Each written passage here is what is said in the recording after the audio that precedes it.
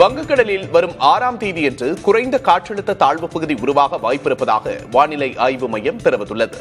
இது தொடர்பாக வெளியிடப்பட்ட அறிக்கையில் தென்மேற்கு வங்கக்கடலில் நிலவும் வளிமண்டல மேலடுக்கு சுழற்சியின் காரணமாக குறைந்த காற்றழுத்த தாழ்வு பகுதி உருவாகக்கூடும் என்று தெரிவிக்கப்பட்டுள்ளது.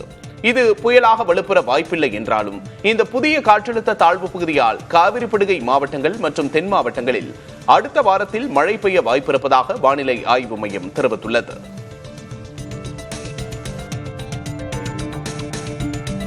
தென்மேற்கு வங்கக்கடல் பகுதிகளில் நிலவும் வளிமண்டல கீழடுக்கு சுழற்சியின் காரணமாக 7ஆம் தேதி வரை மழை பெய்யக்கூடும் என்று வானிலை ஆய்வு மையம் தெரிவித்துள்ளது.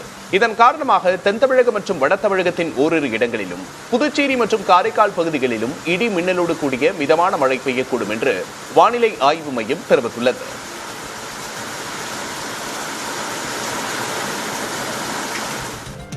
சென்னை மற்றும் புறநகர் பகுதிகளில் இன்று மழை இருக்கும் என வானிலை ஆய்வு மையம் தெரிவித்துள்ளது. அதிகபட்ச வெப்பநிலை 31 டிகிரி செல்சியஸாகவும் குறைந்தபட்ச வெப்பநிலை 23 டிகிரி செல்சியஸாகவும் இருக்கும் என்று தெரிவிக்கப்பட்டுள்ளது.